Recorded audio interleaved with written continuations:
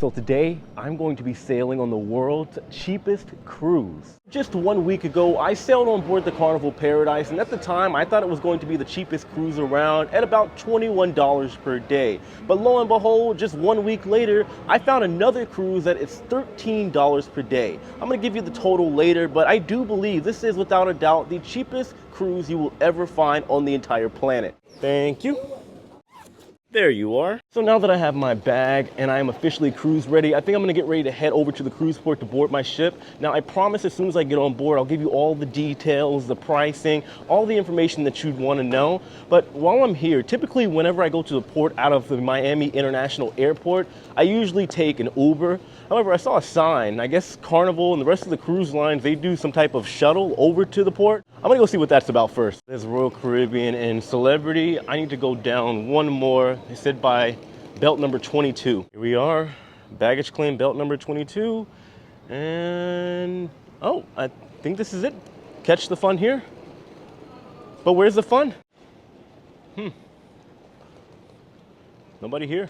Well, I've been here for about 20 minutes and this has turned into a giant nothing burger. I think at this point, I'm just gonna go ahead and take my bag and get an Uber over to the port. Well, I don't know if you guys can see behind me, but it looks like Carnival might have called my bluff. I think that's a Carnival worker. If it is, we might be in luck. Never mind, she doesn't work for Carnival.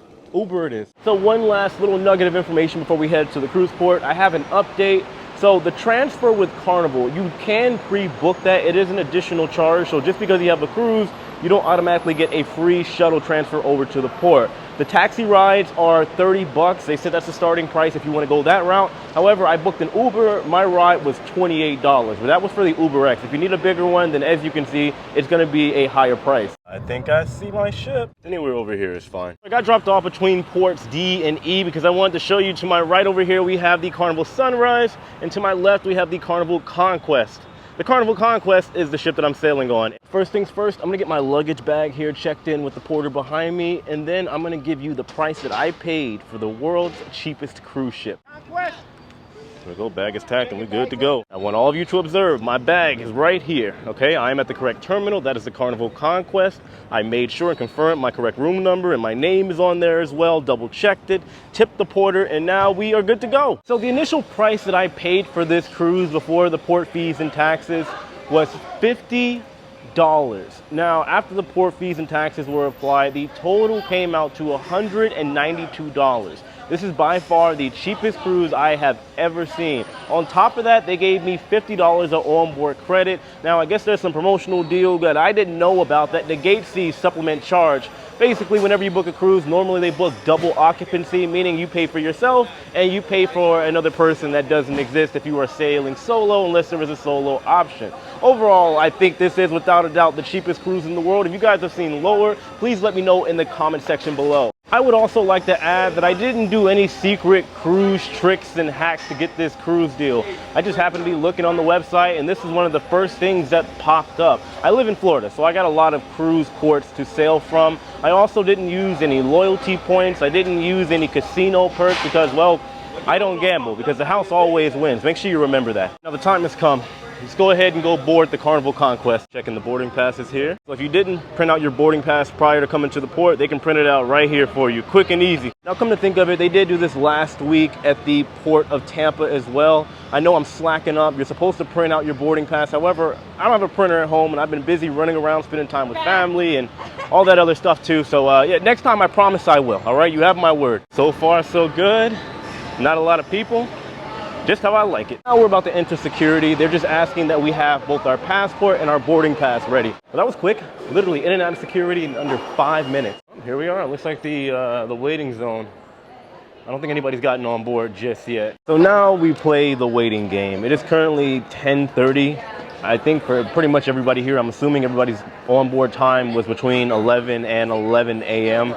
So maybe they'll let us get in early. If not, we got about 30 more minutes until we can get on board the Carnival Conquest. So it's now 11:44 and everybody's getting just a little bit antsy. Everybody's standing up now. There's like some loudspeaker, but it doesn't work all that well. So people aren't sure if it's time to board or they're not sure if they're saying groups. It's very unclear at the moment, but I do believe they're gonna start finally letting everybody on board the Carnival Conquest. 286, Onboarding sides east and west. So as you guys can hear, there is an audio system over there. It's not the greatest.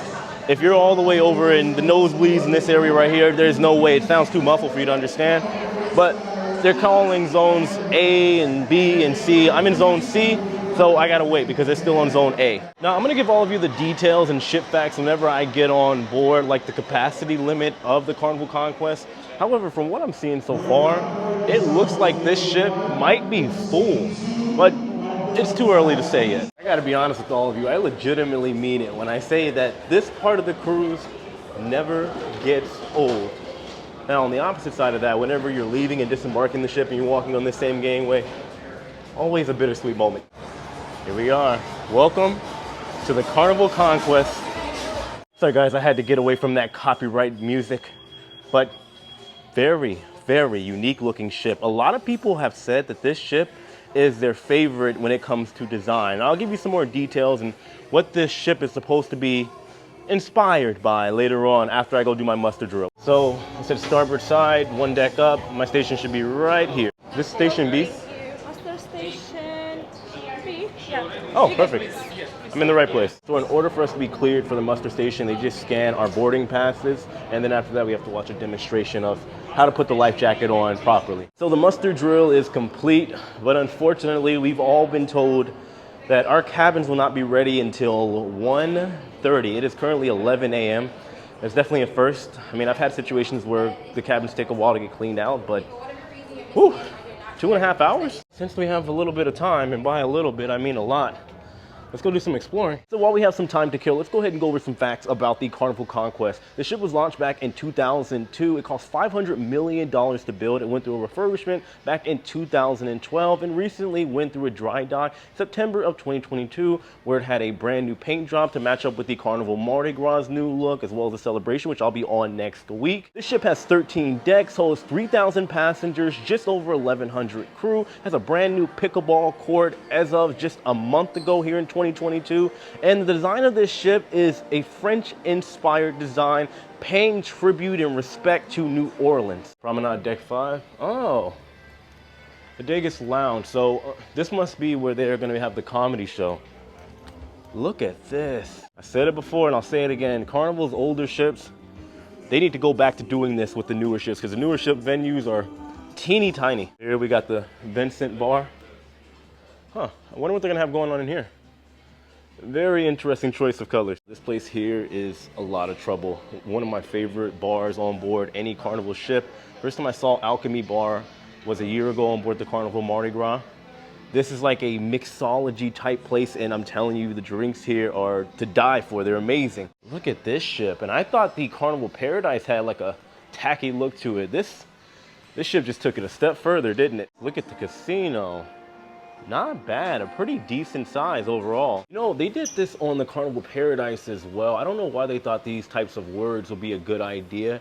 I have 20/20 vision and I can't even read that. But thankfully they do have the sign here. This is the O2, AKA the Teen Club. So we're on deck 5. All these are staterooms up until deck 9, which is the Lido. Let's go see what's going on up there. See, they're still in the process of getting all the bags to the room, getting the rooms ready.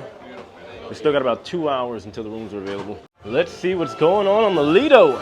Ah, this is definitely different from the Carnival Paradise.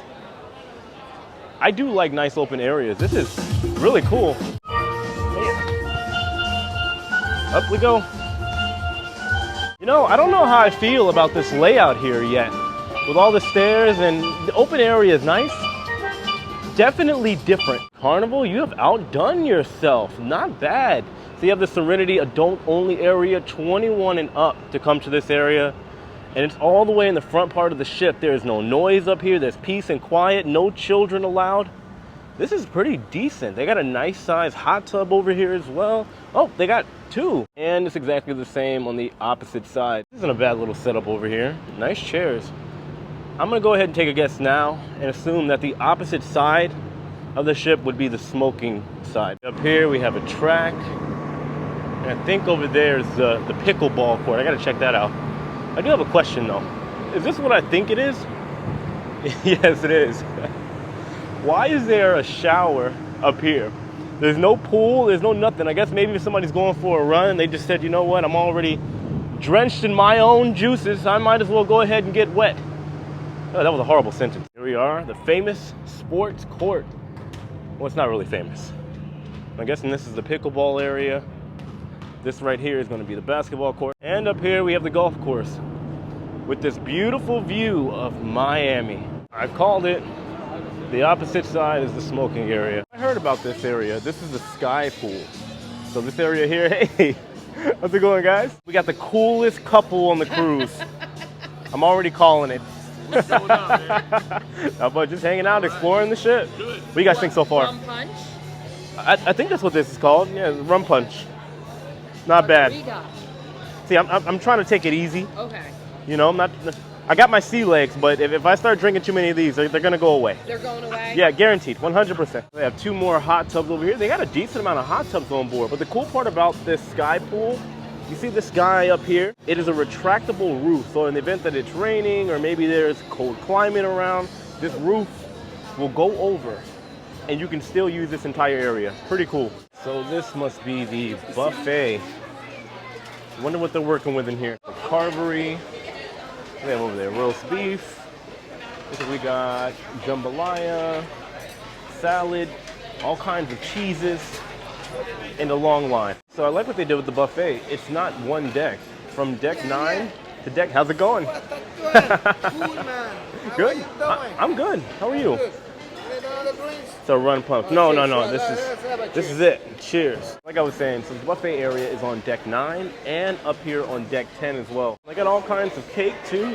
Deadpool, key lime cake, horror cake, chocolate mud cake. The rooms are finally ready. Guys, I gotta tell you, I have never waited 2.5 hours. And I don't want to sound like some spoiled brat. I'm just saying I've legitimately never waited that long. And I saw everybody running around with their bag. You can't sit it down anywhere. Anyway, we can get in here, change, get ready for the sail away party. Let's see what we're working with. Turn this light on. Oh. Okay. This kind of reminds me of the Carnival Mardi Gras inside cabin that I had last year, except smaller and older. So I have a big problem. My bag has not shown up. Now, just like everybody else's, the bags haven't shown up, but I would have thought after 2.5 hours of preparing the room, they would have had the bag ready, but it is what it is. I wanted to change and get ready for the sail away party, but I guess I'm going in this. But unfortunately for all of you, you won't be there to join me until tomorrow. I got to leave you guys with a cliffhanger. I'm going to go ahead and head out and enjoy my time here on the Carnival Conquest. Get a real lay of the land, a feel for the ship without bringing my camera around. I've already met some amazing people that have recognized me from the channel, a lot of strangers that I've never met before, and I think it's going to be a pretty decent, interesting cruise this time around. But I'll let all of you guys know what's going on. I'm going to try to do vlogs every day, Wi-Fi permitting. If I don't post a video, just know the Wi-Fi is terrible, but we'll see. Anyway, of course, let me know your thoughts on the Carnival Conquest in the comment section below. If there's anything you want in particular, just let me know in the comments as well. Or you can reach out to me via Patreon, because I always get back to all of you for as low as $2 a month. Just a shameless plug here. Link in the comment section, and I'll pin it in the comment as well as in the description box. I appreciate all of you. I love all of you, and I'll see you later. Take it easy.